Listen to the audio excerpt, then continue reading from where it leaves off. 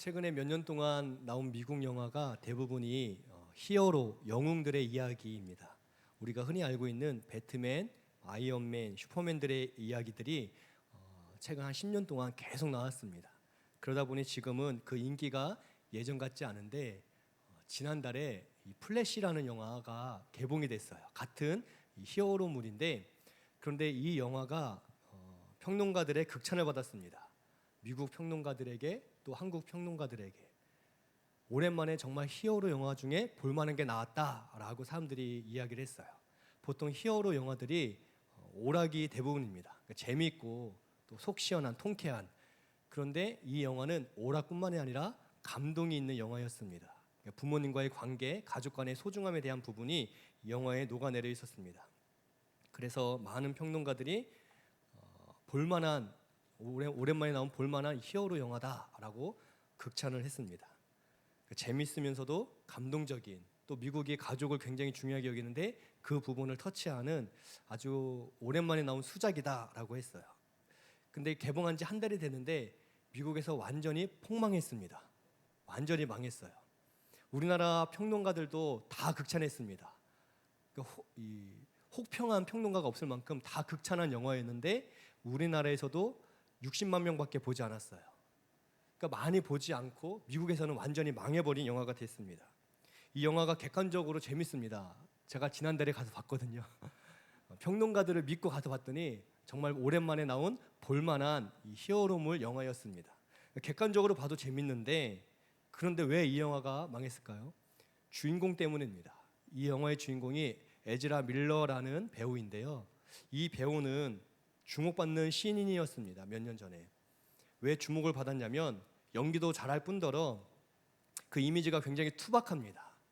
그러니까 미국 사람 같지 않고 오히려 동양인 같은 투박스러움이 있고 또 성실하고 착하게 생겼습니다.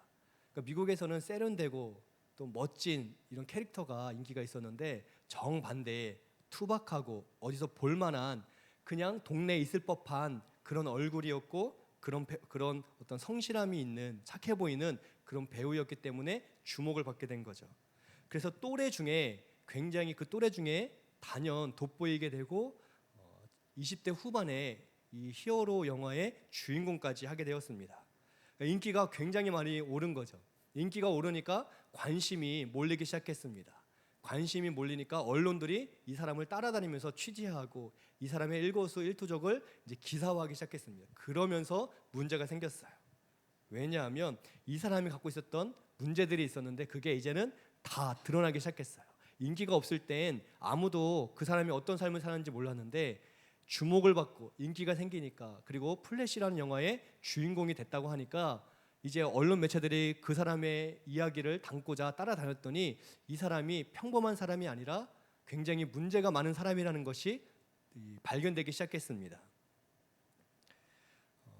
영화를 다 찍고 플래시라는 영화를 다 찍고 영화가 코로나 때문에 이제 좀 이렇게 연장이 됐어요. 개봉이 이렇게 연기가 되었습니다. 그런데 그러면서도 이 에즈라 밀러라는 사람을 계속 취재를 했는데 보니까 하와이에서 이제 놀러 가서 하와이에서 사람을 때리고 폭행으로 잡혀가고 풀려났는데 다른 집에 몰래 이제 들어가는 무단 침입을 하고 절도도 하고 또 술에 취해서 자기를 좋아하는 팬의 멱살을 잡고 또 미성년자 성추행을 하고 이것이 한두 번이 아니라 여러 번 반복적으로 그리고 그게 보도될 때마다 내가 술에 취해 그랬다. 내가 그땐 제정신이 아니었다. 심신미약이었다. 핑계를 대는데 한 번은 넘어가고 두 번은 넘어갔는데 세 번, 네 번 반복되니까 이 사람은 어쩌다가 이상한 짓을 한 게 아니라 원래 이상한 사람이구나. 이게 이제 발견이 된 거예요. 갖가지 사건, 사고에 휩쓸리게 되고 그리고 이게 다 공개가 되면서 미국의 많은 팬들이 다 실망했습니다. 그러다가 이 영화를 더는 개봉을 연기할 수가 없어서 이번 6월 달에 이제 개봉을 하게 된 거예요. 이 사람의 영화 속, 저 플래시라는 영화 속 캐릭터는 사람들을 도와주고 또 미국을 구하는 역할이었습니다. 근데 평소에 그의 모습은 미국에 있는 평범한 사람들을 때리고 위협하고 괴롭히는 캐릭터였다는 거죠. 실제로는 미국 사람들 중에 가장 문제 많은 사람이었는데 영화 속에서는 미국을 위해서 싸우는 사람, 미국을 지켜주는 사람으로 나오니까 미국 사람들이 이것을 거부하기 시작했던 거예요. 이 영화 보지 않겠다. 영화 자체는 좋지만, 내용 자체는 좋지만 이 사람의 이 실체를 알기 때문에 저 사람 영화는 우리 보이콧한다, 보지 않는다 라면서 사람들이 이 영화를 보지 않게 되었습니다. 이 에즈라 밀러는 20대 후반에 엄청난 스케일의 영화의 주인공이 되었지만, 그렇지만 그의 삶이 엉망이었기 때문에 어쩌면 다시는 영화를 못 찍을 수도 있습니다. 플래시라는 영화 속 캐릭터는 의롭고 그 영화 속에서는 희망의 상징이었는데, 그 역할을 연기한 에즈라 밀러는 철부지고 사고투성이의 인물이고 범법자였습니다. 사람들이 외면하고 거절하고 그런 이중성이 싫다라고 이야기를 했어요.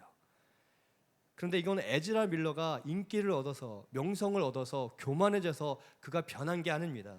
원래 그런 성격과 성품이었죠. 다만 영화인으로서 주목을 받다 보니까, 기자들이 취재를 하다 보니까 이 사람의 그런 문제들을 몰랐을 뿐이지, 그리고 이제는 밝혀졌을 뿐이지, 그 사람의 관심과 주목을 받을수록 그 사람의 본 모습이 드러났을 뿐이라는 거죠. 이거는 이 에즈라 밀러 한 사람의 이야기가 아닙니다. 우리가 세상을 살아가면서 오늘날 사람들이 기대하고 우러러보는 인물들, 그런데 그 인물의 실체가 공개된 후에는 실망할 때가 굉장히 많이 있습니다. 국민을 위한다고 말하지만 정작 자기 자신만을 위한 정치인들을 우리는 너무나 많이 봤습니다. 모두가 잘 사는 나라를 만들겠다고 말하는 경영인이지만 실상은 자기 혼자 모든 부를 독과점하고 싶어하는 경제인들의 모습을 많이 봤습니다. 그런 사람들 아니고도 가까운 친인척들, 가족들을 봐도 우리는 겉과 속이 다른 모습을 너무 많이 보고 있습니다. 마치 영화 속 그 플래시라는 캐릭터는 너무나 멋있고 사람들을 도와주지만 실제 이 에즈라 밀러는 사람들에게 해를 끼치는 인물인 것처럼, 오늘 이 시대에 사는 우리는 겉으로는 젠틀한 것처럼 보이고 겉으로는 신사적인 것처럼 보여도 그러나 속으로는 다른 생각, 다른 마음을 가질 때가 많이 있다는 거죠. 이 이야기의 핵심은 뭐냐면, 사람은 믿을 만한 믿음의 어떤 대상이 아니라는 겁니다. 제가 대학생 때 저는 도서관에 가면 도서관의 1층과 2층은 이제 공부하는 열람실이었습니다. 3층에 전기 간행물실이 있었습니다. 저는 거기가 저에겐 도서관이면서 안식처였어요. 보통 공부하는 친구들이 1층과 2층에서 공부하는데 사람들이 많습니다. 빽빽하게 공부를 하니까. 근데 전기 간행물실은 일간지, 주간지, 월간지가 나오는 곳이에요. 그러니까 신문들이 비치가 되어 있고 주간지와 월간지가 이제 새롭게 비치가 돼서 쌓여 있는 곳입니다. 거기에는 사람이 별로 없어서 거기서 혼자 책도 읽고 공부도 하다가 뭐 심심하면 일간지도 읽고 월간지도 읽고 주간지도 읽을 때가 많이 있었습니다. 그러니까 저에게는 안식처 같이 쉼의 장소였고 또 공부하는 장소였고 또 아무하고도 말하지 않고 혼자만 있을 수 있는 그런 장소였습니다. 거기서 일간지를 읽을 때가 있고 주간지를 읽을 때가 있고 또 월간지를 읽을 때가 있습니다. 거기서 닥치는 대로 읽었던 것 같아요. 그렇게 읽다 보면 주간지나 월간지에 가끔씩 오늘날 그 이제 벌써 뭐 20년 전 이야기지만 그때 당시 눈에 띄는 인물들, 대한민국을 움직일 잠룡들, 또 뭐 차세대 한국을 이끌 리더들, 주목할 신인, 이런 기사가 나온 적이 많이 있어요. 그러니까 주간지나 월간지에 보면 사람들에게 알려지지 않았지만 참 훌륭한 사람, 알려지지 않았지만 참 멋있는 사람, 알려지진 않았지만 세계는 주목하는 사람의 이야기가 기사화된 적이 있었습니다. 읽을 때마다 감동이 됐어요. 왜냐하면 그 사람들이 꼭 위인 같았습니다. 우리가 알고 있는 위인들은 다 돌아가셨지만 지금 그 시대에, 오늘날 우리가 사는 시대에 주목받는 위인들, 그 사람들이 얼마나 선한 영향력을 끼치는지를 보면서 큰 감동을 받았습니다. 그래서 제가 그것을 갖고 싶어서 다 복사를 해서 스크랩을 했어요.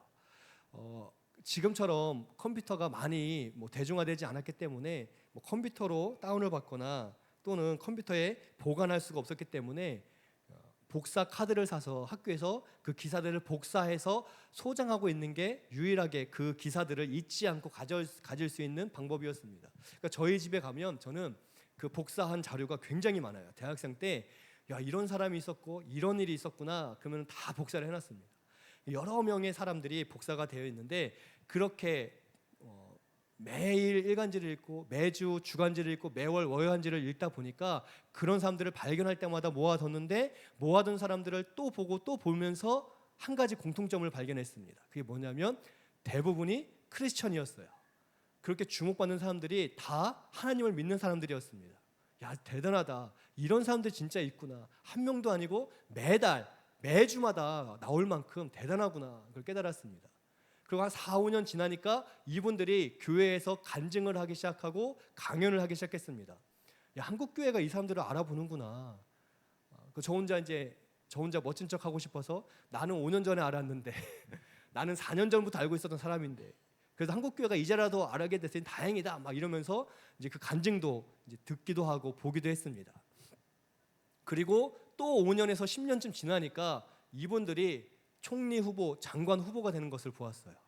제가 그때 하나님께, 야, 하나님이 정말 이렇게 역사하는구나. 다니엘처럼, 요셉처럼 믿음을 지키고 신실하게 자기 삶을 지키니까 교회 성도들부터 인정을 받고 또 하나님이 이렇게 높여서 장관 후보도 되고 총리 후보도 되는구나. 그리고 나중에 이분들을 내가 다 성도님들께 소개해 줄 수 있겠다. 그런 생각을 했어요. 한 번도 소개한 적이 없습니다. 왜 그러냐면 하나님이 높여주셨구나. 이분들이 진짜 별과 같이 빛나는 분들이구나 했는데 청문회를 제가 다 봤어요. 왜냐하면 제가 10년 전부터 주목했던 분들이니까. 그래서 야, 이분들 청문회를 다 봤는데 청문회 때는 여러 가지 질문이 나오고 그 사람의 과거 행적이 나오잖아요. 너무 치사한 일을 많이 했어요. 아니, 이 정도의 부자라면 그렇게까지 할 필요가 없는데, 아니, 이 정도의 명예라면 저렇게까지 할 이유가 없는데 저거 그냥 공격하려고 하는 가짜 아니야? 그런데 다 증거가 나오고 그분들이 다 인정하는 모습을 보고 고개 숙여 사과하는 모습을 보며 또 그렇게 사과하면서도 난 장관하고 싶다, 총리하고 싶다, 맡겨만 달라 하는 모습을 보면서 개인적으로 비참함을 느꼈습니다. 야, 어떻게 이런 배신감을, 한 명도 아니고 최소 10명 이상 저한테 그런 배신감을 안겨준 사람들이, 그러니까 제가 보면서 이럴 수가 있는가. 이렇게 돈이 많은 사람들이 이렇게 치사하게, 그 사람들이 5년 전, 10년 전에 저의 젊은 시절, 저의 5년 전, 저의 지금이 하나님께 영광되기 위해서 정말 저는 부끄러움 없이 열심히 살았으면 했던 그때 시기에 얼마나 많은 문제가 있었는지, 얼마나 많이 돈을 쫓아 살았는지, 얼마나 많이 사람들, 약자들을 무시하고 짓밟았는지가 다 드러난 거예요. 제가 일일이 나열할 수 없습니다. 너무 많은 분들이 그렇게 다 똑같은 패턴으로. 그래서 국민적인 신앙을 떠나서 국민들이 볼 때도 이건 말이 안 된다 하고 저항해서 다 낙마했습니다. 제가 스크립했던 사람들이 되게 많았는데 그 중에 장관 후보, 총리 후보가 못해도 10명은 됐는데 그 10명이 다 낙마했어요. 한 명도 장관이 못 됐고 한 명도 총리가 못 되었습니다. 완전히 망신당해 버렸어요. 그리고 그때부터 교회에서도 그분들을 간증자로, 강연자로 세우지 않았습니다. 한 명도 예외 없이. 저는 억울했습니다. 10년, 15년 이상 혼자 주목하면서 이런 분들이 있구나라고 감탄하고 감동을 했었는데, 그분들이 우리나라의 가장 높은 자리에 직전에서 그분들이 얼마나 치사했는지, 얼마나 세상 사람들보다 못나게 사는지가 다 드러났을 때, 그리고 낭망했을 때, 그런 거짓된 모습을 보면서 이럴 수가 있는가라고 분노했던 때가 있었습니다. 그런데 지금은 조금 달라졌습니다. 왜냐하면 그럴 수 있다, 사람은 원래 그런 존재구나라는 것을 시간이 지나갈수록, 나이를 들어갈수록 알게 됩니다. 저는 잘 모르는 분들이었지만 그분들을 문자를 보면서, 또 그분들의 어떤 활자, 그 기사를 보면서, 또 나중에 영상을 보면서 그분들을 신뢰하고 믿었던 것 같아요. 그런데 제가 깨달은 건 사람은 믿음의 대상, 신뢰의 대상이 될 수 없다는 거죠. 사실 우리도 마찬가지입니다. 우리도 드러나지만 않았을 뿐이지, 만약 기자들이 우리의 일거수일투족을 매번 따라다니면서 몰래 취재한다면 아까 처음에 말한 에즈라 밀러처럼 망신당할 일이 우리는 없다라고 말할 수 있을까요? 이분들처럼 우리가 청문회를 만약 열어서 우리의 5년 전, 10년 전, 또 지난 한 주간의 삶을 누군가가 신문하고 증거를 들이밀면서 어떻게 된 거냐고 따진다면 우리 역시 그 앞에서 떳떳하게 고개를 들 수 있을까요? 우리 역시 사실은 그럴 수가 없습니다. 사람은 믿을 수 있는 대상이 아니기 때문에. 예전에 청소년부를 담당했을 때 뜻하지 않게 청소년부 아이들끼리 교제하는 경우가 있어요. 그리고서 나름대로 애들이 생각이 있다고 교육자에게 찾아와서 허락을 구합니다. 저희 사귀기로 했습니다. 허락해 주세요. 교회에서 손잡고 있어도 되게끔 허락해 주세요. 막 이야기를 해요. 그럼 저는 매번 아이들에게 얘기했습니다. 내가 너희들이 얼마나 사랑하는지는 모르지만 한 가지 확실한 건 있다. 너희들은 반드시 헤어진다. 너희들은 절대 결혼하지 못한다. 그럼 막 분노해요. 그때 야 얘들아 걱정하지 말고 분노하지 말고 잘 들어봐라. 너희는 반드시 헤어질 건데 그때 헤어져도 교회 다녀야 된다. 전도사님 우리가 왜 헤어집니까? 우리는 진실되고 깨끗하고 정직하고 그리스도 안에서 정말 사랑합니다. 그래서 막 화를 내요. 아니야. 그 시기가 내일이나 1년 뒤나 언제는 모르지만 반드시 너희들이 졸업하기 전에 온다. 헤어진다 너희들은. 걱정하지 말고 헤어져도 아 전도사님 말이 맞구나 라고 인정하면서 열심히 교회 다녀라. 그러면 된다라고 이야기를 해요. 왜냐하면 아이들이 청소년 때 사귀어도요 그게 결혼까지 가는 경우는 극히 드뭅니다. 물론 그런 경우도 있습니다. 그런 분도 제가 알고 있지만 대부분은 한 달, 두 달, 보통 1년, 2년까지 못 가고 한두 달 안에 헤어질 때가 많이 있습니다. 근데 그 아이들이 그 어린 나이에도 영원한 사랑을 약속한다는 거죠. 저는 저뿐만 아니라 여기 계신 분 다 아실 거예요. 영원한 사랑은 거의 없습니다. 특히 10대의 사랑은요 영원할 수가 없다라는 거죠. 우리는 영원한 약속을 할 수는 있습니다. 그러나 그걸 지킬 만한 그릇이 사실은 못 된다는 거죠. 우리는 영원히 신뢰할 만한 존재도 아닙니다. 우리는 신뢰받을 만큼 변함없는 존재가 아니라는 거죠. 야 믿을만하다, 저 사람 진실하다 라고 말할 수가 없습니다. 오늘 성경 우리에게 그것을 가르쳐주는 거예요. 오직 믿음의 대상은 예수님밖에 없다. 이 이야기를 오늘 성경이 가르쳐주고 있습니다. 특별히 오늘 말씀, 우리가 읽은 말씀은 바울이 디모데에게 이야기를 하는 거예요. 우리는 미쁨이 없을지라도 주는 항상 미쁘시다라고 권면하고 있습니다. 미쁘다는 말은 믿을만하다, 진실하다, 영원하다, 변치 않다라는 뜻입니다.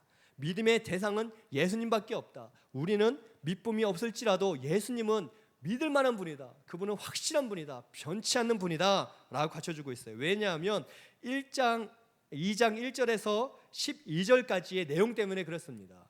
1절에서 12절 내용은 우리가 복음을 전해야 된다는 것, 하나님 말씀에 순종해야 된다는 것을 강조를 하는데 그 복음을 전하고 말씀에 순종하라 그 모든 것의 결론을 지금 이야기하는 거예요. 왜냐하면 11절 12절에 보시면 특별히 미쁘다 이 말이 우리가 주와 함께 죽으면 또한 살 것이다.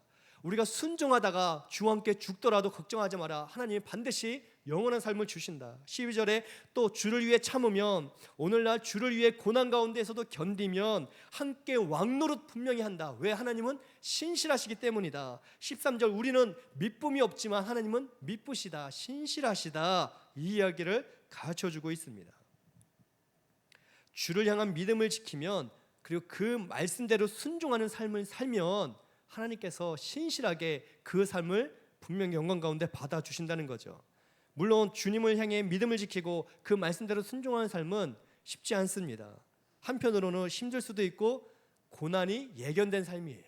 내가 주님의 말씀에 순종한다 이 이야기는 고난이 예비되어 있던 것과 거의 똑같은 말입니다. 주의 말씀에 순종하면서 형통하고 기쁘기만 하다면 그것은 무언가 잘못된 거예요. 이 악한 세대에 악한 시대에 우리가 주의 말씀을 힘입어 살아간다면 반드시 세상으로부터 고난과 어려움을 당할 수밖에 없기 때문입니다. 그럼에도 우리가 주님의 말씀에 순종하고 복음을 전하는 이유는 바로 주님이 우리와 함께 하시기 때문이고 상 주시는 분이기 때문에 그런 주님의 미쁘심을 꼭 기억하며 포기하지 말고 믿음의 길, 순종의 길, 사명의 길을 걸어가야 된다. 지금 이 이야기를 바울이 디모데에게 해주고 있습니다. 우리는 미쁨이 없을 수 있다라고 바울도 인정하고 있어요. 바울은 엄청난 사람이죠. 대단한 사람이죠. 그런데 바울 스스로도 미쁨이 없을 수 있다. 우리도 신실한 바울과 디모데도 그러나 우리가 미쁘다라고 말할 수 있는 대상이 아니다. 우리도 미쁨이 없을 때가 올 수 있다는 거죠. 지금 신뢰할 만한 바울, 디모데일지라도 시간이 지나면 변할 수도 있고 변질될 수도 있음을 전제하고 있습니다. 왜냐하면 모든 사람은 절대적일 수 없기 때문에 그렇습니다. 다 우리는 넘어질 수 있고 때때로 변할 수도 있고 변질될 가능성도 있습니다. 물론 바울은 매일마다 이 죄의 문제와 싸웠습니다. 그리스도 안에 신실하기 위해서 평생 이 죄의 문제와 싸웠기 때문에 바울은 마지막까지도 하나님의 영광을 드러내는 복된 삶을 살았던 거죠. 그럼에도 바울은 나는 믿을 만하다, 나는 신실하다 이야기하지 않았습니다. 우리 역시 믿음이 없을 수 있다. 그럴지라도, 혹 우리가 변할지라도, 우리가 변질될지라도, 그러나 우리가 전한 예수님은 변질되지 않는다, 변하지 않는다. 그분은 미쁘다, 신뢰할 만하다, 믿을 만하다. 세상의 모든 것은, 모든 사람은 신뢰할 수 없지만 예수님은 변함이 없으시다 라고 가르쳐주고 있습니다. 그렇기 때문에 바울은 더 예수님을 강조하고 있는 거죠. 미쁘시기 때문에, 항상 미쁘시기 때문에. 사람은 그럴 수 없지만 주님은 항상 동일하게 신뢰할 만한 분이시라는 것을 가르쳐주고 있습니다. 상황에 따라, 시간에 따라 바뀌는 분이 아니라는 거죠. 우리는 상황에 따라 말이 바뀔 수 있습니다. 우리는 시간에 따라 말이 달라질 수 있습니다. 그렇지만 예수님은 그렇지 않는다는 거예요. 복음을 전하고 하나님 말씀에 순종한 사람을 분명히 주님은 함께 사시고 함께 또한 상 주신다는 것을 말씀해 주고 있습니다. 사람의 말이라면, 11절 12절의 이야기가 사람의 말이라면 달라지겠죠. 주와 함께 죽으면 주와 함께 살 것이요, 또 참으면 왕노릇할 것이다. 이게 사람의 말이라면 상황에 따라, 시간에 따라 못 지킬 수도 있습니다. 그런데 하나님은, 예수님은 말을 바꾸는 분이 아니라는 거예요. 13절에 항상 미쁘시기 때문에 자기를 부인하실 수 없으시리라 라고 분명히 말씀해 주고 있습니다. 사람들은 그때그때 다릅니다. 자기가 한 말도 다른 데서 이익이 있다면 얼마든지 뒤집을 수 있습니다. 내가 했던 말임에도 불구하고 나에게 이익이 된다면 말을 뒤집어 버리는 게 인생이라는 거예요. 정치인들만 그런 게 아닙니다. 사회인들만 그런 게 아닙니다. 지극히 평범한 우리 한 명 한 명도 조그만 이익이 있으면 말을 뒤집을 만한 여지가 얼마든지 있습니다. 우리는 연약하기 때문에, 부족하기 때문에, 그리고 그것은 우리에게 굉장히 자연스러운 일입니다. 우리가 진리를 사수하고 진리를 말하고 해가 돼도 그 진리를 위해 죽은 우리의 목숨까지 내놓는다는 것은 쉬운 일이 아니죠. 우리는 얼마든지 우리 자신을 부인할 수 있습니다. 이익에 따라, 상황에 따라, 시간에 따라. 그러나 주님은 다르시다는 거예요. 주님은 그렇지 않다는 겁니다. 변함이 없고 진실하시고 믿음 하나뿐만이 아니라 유일한 믿음의 대상이 되신다라고 오늘 가르쳐주고 있습니다. 예수님은 하신 말씀을 돌이키지 않고 후회하지도 않고 부인하지도 않으십니다. 예수님은 그 말씀을 끝까지 우리에게 주시고 그 말씀을 끝까지 이루어 가시는 분임을 가르쳐주고 있습니다. 그렇기 때문에 우리가 하나님 말씀을 의지해서 순종하며 나아갈 때 약속대로, 말씀대로 우리에게 은혜 주실 것을 믿습니다. 우리 믿음의 근거가 바로 이 사람들이 아니라 예수님 되기를 축복드립니다. 우리가 신앙생활하면서 사람의 말에, 사람에게 흔들릴 때가 많이 있습니다. 그렇지만 사람은 절대적일 수 없습니다. 미쁠 수가 없습니다. 그래서 우리는 하나님, 그리고 우리 주 예수님께 마음의 중심을 올려드리고 그 주님을 바라보며 신앙생활을 해야 된다는 거죠. 사람을 보면 넘어질 수 있고, 사람을 보면 상처 입을 수 있습니다. 그러나 예수님은 항상 미쁘시기 때문에 그 예수님을 바라보며 우리는 오늘도 순종의 자리를 지켜 나갈 수가 있습니다. 오늘 말씀은 눈을 들어 주님을 바라보라, 이것을 우리에게 가르쳐주고 있습니다. 미쁘신 주님을 바라보며 신앙생활을 해라. 우리가 신앙생활할 때, 순종할 때, 사명을 지킬 때에, 또 우리가 믿음을 지킬 때에 사람이 아니라, 세상이 아니라 하나님, 그리고 신실한 미쁘신 주님을 주목해라, 이 이야기를 우리에게 해주고 있습니다. 우리가 신앙생활할 때 믿음이 흔들릴 때가 있습니다. 어쩔 수 없이 시험의 때가 올 때가 있습니다. 말씀에 순종하다 보면 때때로 갈등의 순간이 찾아올 때도 분명히 있습니다. 그럴 때 내가 이렇게 열심히 믿었는데, 내가 이렇게 열심히 순종했는데 왜 내 삶에 또 이런 어려움이 있는가라고 낙심할 이유가 없습니다. 성경은 바로 그렇기 때문에 사람이 아니라 예수님을 바라봐야 된다는 거죠. 우리가 흔들릴 때, 시험이 올 때, 믿음의 이 순종의 시간에 갈등이 올 때 예수님 때문에 오는 게 아닙니다. 사람들로 인해 오는 거죠. 우리가 복음을 전하다가 지칠 수 있습니다. 그러다가 흔들릴 때도 있습니다. 그럴 때 흔들림 없는 주님을, 그 미쁘신 주님을 바라보라라고 가르쳐주는 거예요. 사람들로 인해 상처받을 수 있습니다. 심지어 나 자신이 나를 정죄해서 내가 나의 연약함, 나의 부족함, 나의 변화되지 않는 어떤 모습 때문에 나 자신이 괴로울 수도 있습니다. 그럴 때 단 한 번도 나에게 실망 준 적이 없는 예수님을 바라보라라고 오늘 가르쳐주고 있는 거예요. 하나님 말씀에 순종하다 보면 어려움이 찾아올 때가 있습니다.